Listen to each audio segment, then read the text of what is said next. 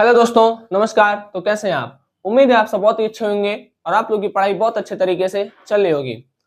हम लोगों ने पिछले लेक्चर में बात किया था ऊष्माक्षेपी, ऊष्माशोषी, ऑक्सीकरण और अपचयन। ठीक है, आज हम बात करेंगे इन तीन चीजों पर: रेडॉक्स अभिक्रिया, संक्षारण और विकृत गंधता। रेडॉक्स अभिक्रिया क्या होता है, उसके एग्जांपल्स को देखेंगे। ठीक है, जो कि रेडॉक्स अभिक्रिया आपके बोर्ड एग्जाम के लिए बहुत इंपॉर्टेंट है।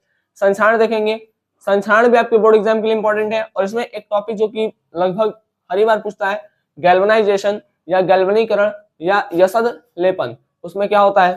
ठीक, तो चलिए स्टार्ट करते हैं इन सभी चीजों को देखना।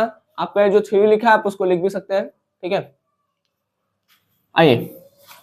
तो सबसे पहला हमारा जो रिएक्शन है वो है रेडॉक्स रिएक्शन। रेडॉक्स रिएक्शन या रेडॉक्स अभिक्रिया क्या होता है, पहले थोड़ा शब्दों को तोड़ करके समझते हैं। ठीक है, इसमें देखिए रेड है मतलब लाल, प्लस ऑक्स है मतलब बैल ना, लाल बैल नहीं, ऐसा नहीं है। ठीक है, देखिए रेड मतलब होता है रिडक्शन।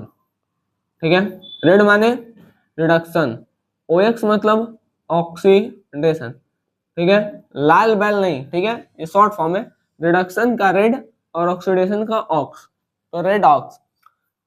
ऐसी अभिक्रिया जिसमें रिडक्शन तथा ऑक्सीडेशन दोनों साथ में हो उसी को कहते हैं उसी को कहते हैं रेडॉक्स अभिक्रिया, क्योंकि इसमें दोनों है तो दोनों साथ में होगा। परिभाषा लिखते हैं, ऐसी अभिक्रिया जिसमें ऐसी अभिक्रिया जिसमें ऑक्सीकरण ऑक्सीकरण तथा अपचयन दोनों एक साथ हो उसे उसे उसे उसे रेडॉक्स अभिक्रिया कहते हैं। उसे रेडॉक्स अभिक्रिया कहते हैं। ठीक, आप लोग जितना भी रिएक्शंस देखते हैं उसमें लगभग 99% रिएक्शन जो होते हैं वो रेडॉक्स रिएक्शन ही होते हैं। ठीक, बात समझ में आ गया? लगभग approx 99% reactions are redox reaction. ठीक है, लगभग 99% अभिक्रिया रेडॉक्स अभिक्रिया ही होती है। अब इसका एग्जांपल देख लेते हैं जो कि हमारे लिए महत्वपूर्ण है, जो हमको आना भी चाहिए। ठीक है, चलिए देखिए एग्जाम्पल है, जैसे आपके एनसीईआरटी में दिया भी है CuO प्लस Zn। ठीक, यहां पर क्या होता है, जिंक ऑक्सीजन ले लेता है और कॉपर अलग कर देता है। देखिए जब आप देखेंगे सक्रियता श्रेणी में तो जिंक जो होता है ऊपर होता है और कॉपर जो होता है वो नीचे होता है। तो जिंक कॉपर को हटा देता है और ऑक्सीजन के साथ जुड़ गया तो जिंक ऑक्साइड, और कॉपर निकल गया तो कॉपर।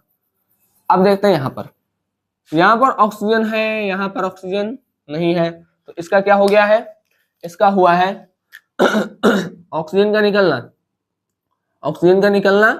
अपचयन। ठीक, तो इसका हुआ है अपचयन। यहाँ पर ऑक्सीजन नहीं है, यहाँ पर ऑक्सीजन आ गया है, तो ऑक्सीजन का जुड़ना क्या कहलाता है, ऑक्सीजन का जुड़ना कहलाता है ऑक्सीकरण। ठीक है, अभी हम थोड़ा रेड वाले को रख दे रहे हैं, एक मिनट। ठीक है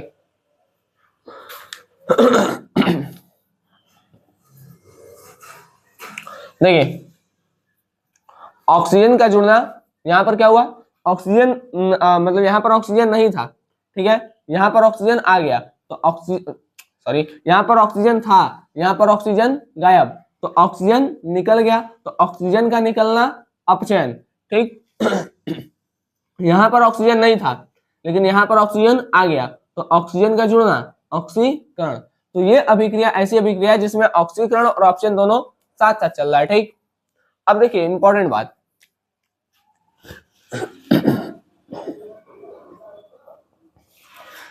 एक होता है ऑक्सीकारक, ठीक है, और एक होता है अपचायक।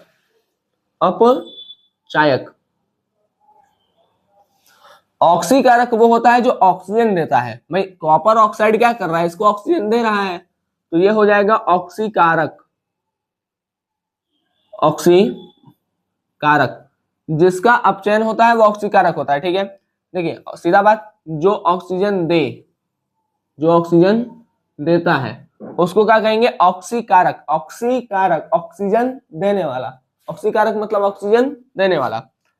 ठीक है, और जो ऑक्सीजन लेता है, जो ऑक्सीजन लेता है उसको कहेंगे अपचायक। तो जिंक क्या हो जाएगा, जिंक हो जाएगा अपचायक, क्योंकि ये ऑक्सीजन ले रहा है। चारों को एक साथ समझिएगा। देखिए, ऑक्सीजन निकल रहा है, जिसमें से निकल रहा है उसका अपचयन हो रहा है। ठीक, दूसरा स्टेप, जो जिसमें ऑक्सीजन जुड़ रहा है उसका ऑक्सीकरण हो रहा है। अपचयन मतलब जिसमें से ऑक्सीजन निकल रहा है, ऑक्सीकरण मतलब जिसमें ऑक्सीजन जुड़ रहा है। ठीक, तीसरा, ऑक्सीकारक वो होता है जो ऑक्सीजन देता है। ठीक है, ऑक्सीडाइजिंग एजेंट वो होता है जो ऑक्सीजन देता है, और अपचायक वो होता है जो ऑक्सीजन लेता है। ठीक है, तो उम्मीद है चारों बात आपको समझ में आ गया होगा। आप एग्जाम में ऐसे लिख सकते हैं, आपको पूरा नंबर दिया जाएगा। ठीक, तो ये हमारा हो गया रेडॉक्स अभिक्रिया। रेडॉक्स अभिक्रिया क्या है, ऐसी अभिक्रिया है जिसमें ऑक्सीकरण तथा अपचयन दोनों एक साथ हो, उसे रेडॉक्स अभिक्रिया कहेंगे। एग्जाम्पल आप लोग यहाँ पे देख लिए। ठीक है, और अपचायक क्या, अपचयन जिसमें अगर ऑक्सीजन निकल रहा है तो अपचयन, अगर ऑक्सीजन जुड़ रहा है तो ऑक्सीकरण। और अपचायक क्या होता है, जो ऑक्सीजन देता है वो ऑक्सीकारक, और जो ले रहा है वो अपचायक। ठीक है, ऑक्सीकारक को ऑक्सीडाइजिंग एजेंट, अपचायक को रिड्यूसिंग एजेंट कहते हैं। चलिए देखते हैं संक्षारण। संक्षाणु कहते हैं कोरोजन। देखिए, जब लोहा हुआ होता है तो लोहा को जब आप बाहर रख देंगे तो एटमॉस्फेयर में भी नमी होता है। ठीक है, वायु में नमी होता है, तो वो नमी से, या आप पानी में रख देंगे तो नमी से जो लोहा होता है वो रिएक्ट करके अपने ऊपर एक भूरा कलर का लेयर चढ़ा लेता है, उसको हम कहते हैं जंग। ठीक है, बाहर रखते हैं तो क्या होता है, जंग लग जाता है। वो जंग क्यों लगता है, क्योंकि हम बाहर रखते हैं। ठीक है, और आयरन जो होता है वो नमी से रिएक्शन करके क्या कर लेता है, अपने ऊपर एक लेयर चढ़ा लेता है, उसको कहते हैं हम जंग। तो देखिए, जब लोहे की वस्तु नमी व ऑक्सीजन के संपर्क में आती है तो उनके सतह पर भूरे लाल रंग का एक परत बन जाता है, जिसे जंग कहते हैं। और जंग लगने की प्रक्रिया को संक्षारण कहते हैं। Fe मतलब आयरन, फिर oxygen plus H2O, Fe2O3 dot XH2O है। ठीक है, यहाँ पर 2 कर देते हैं, Fe2O3 डॉट XH2O। XH2O मतलब आपको पता नहीं कि पानी की कितनी बूंदें हैं। ठीक है, बैलेंसिंग बाद में होगा, इसको हटा ही दे रहे हैं। चलिए, ये आप रिएक्शन लिख लीजिएगा। ठीक है, एक्स मतलब होता है पता नहीं है कितने मॉलिक्यूल है, मतलब वाटर का कितना मॉलिक्यूल है नहीं पता है, इसलिए यहाँ पर एक्स लिखा है। ठीक है, ये आपका डॉट है, और ये आपका जंग का फॉर्मूला है, रस्ट, रस्ट माने जंग। तो जब लोहा जो होगा ऑक्सीजन और नमी के संपर्क में आएगा तो क्या कर लेगा, एक लाल भूरे रंग का परत चढ़ा लेगा, इसको जंग कहते हैं। और इस जंग लगने की प्रक्रिया को क्या कहते हैं, संक्षारण। अब संक्षारण है तो बचाव किसे करते हैं, तो देखिए, लोहा वोहा में जंग न लगे इसके लिए पेंट मारते हैं। पेंट से क्या होता है, लोहे के ऊपर एक लेयर चढ़ जाता है और उससे क्या होता है, संक्षारण से बच जाता है, मतलब जंग लगने से वो चीजें लोहा बच जाता है। तेल या ग्रीस लगाते हैं। इंपॉर्टेंट चीज, गैल्वनीकरण क्या होता है, आप इसको लिखेंगे। ठीक है, लोहे के ऊपर जिंक के परत को चढ़ाना ही गैल्वनीकरण या यसद लेपन कहलाता है। ठीक है, आप इसको लिखेगा, लोहे के ऊपर जिंक की परत चढ़ाना क्या कहलाता है, यसद लेपन या गैल्वनीकरण, गैल्वनीकरण कहलाता है।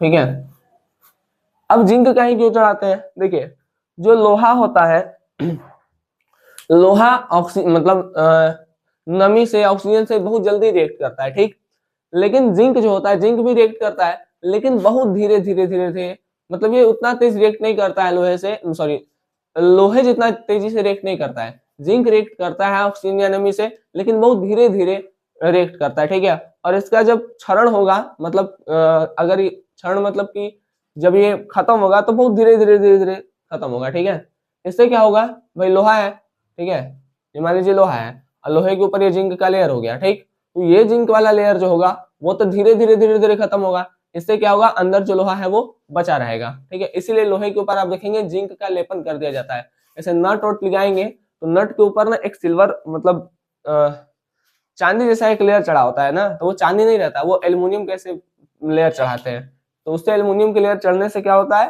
कि लोहा में जंग वंग नहीं लगता है। ठीक है, आप कोई लोहे वाला वस्तु देखेंगे तो चांदी की तरह मतलब चमकता है। ठीक है, सिल्वर की तरह, वो सिल्वर नहीं होता है, वो आपका ये जिंक होता है। ठीक है, जिसका कि लेपन किया जाता है। चलिए, तो उम्मीद है आपको ये चीजें समझ में आ गई होंगी। अब बढ़ते हैं विकृत गंधता। ठीक है, इसको इंग्लिश में कहते हैं रैंसिडिटी। रेंसिडिटी। विकृत गंधिता या रेंसिडिटी क्या होता है? देखिए, जब तेल या वसा युक्त कोई पदार्थ लंबे समय तक हवा के संपर्क में आता है तो उनमें ऑक्सीजन के साथ रासायनिक अभिक्रिया होती है और उनका स्वाद व गंध खराब हो जाता है। इस प्रक्रिया को विकृत गंधिता कहते हैं। अब इसको थोड़ा सा समझते हैं। अगर खाना वाना खुला छोड़ देते हैं, ठीक है, दाल वाल से छोड़ दिए, तो बहुत लंबे समय तक अगर दाल को खुला छोड़ दिए, ठीक है, या लंबे समय तक दाल वाल रख दिए, तो वो दाल हो गया, रोटी हो गया, या चावल हो गया, ये सब क्या हो जाता है, सब्जी हो गया, ये सब खराब हो जाता है। खराब होने का मतलब है कि महकने लगता है, ठीक है। तो यही जो है मतलब जो तेल या वसा युक्त खाद्य पदार्थ है बहुत लंबे समय तक ऑक्सीजन के संपर्क में आने पर क्या हो जाते हैं, खराब हो जाते हैं, ठीक है। और उनमें से अलग अलग टाइप का स्मेल आता है। अब जैसा दाल महकेगा वैसा सब्जी नहीं महकेगा। दाल का स्मेल अलग होगा, पता चल जाएगा हाँ दाल महक गया। सब्जी का महक अलग होगा कि पता चलेगा कि सब्जी महक गया। रोटी का महक अलग होगा कि पता चलेगा कि रोटी महक गया या खराब हो गया, ठीक है। तो ये चीजें जो है इसी को विकृत गंधिता कहते हैं, ठीक। तो ये आपका जो चैप्टर था वो होता है समाप्त। अब हम क्या करेंगे, अब हम करेंगे ब्लूप्रिंट्स के क्वेश्चन जो आपके एनसीईआरटी में दिए गए हैं, और उसके बाद हम करेंगे ग्रीन पेज के क्वेश्चन, ठीक है। ब्लूप्रिंट और ग्रीन पेज के क्वेश्चन आप कर लेते हैं तो आपका बोर्ड एग्जाम में कोई भी क्वेश्चन छूटता नहीं है, ठीक है। चलिए मिलेंगे आपसे अगले लेक्चर में, तब तक के लिए धन्यवाद। जय हिंद। आप लोग अच्छे से पढ़ाई करते हैं और साथ में ये भी बताएं जहां पर कुछ छूट रहा है तो उसको आप लोग कमेंट सेक्शन में बता सकते हैं जिसको कि हम अगले लेक्चर में कर सकें, ठीक है। चलिए तो मिलेंगे आपसे अगले लेक्चर में, तब तक के लिए आप लोग अच्छे से पढ़ाई करते रहे।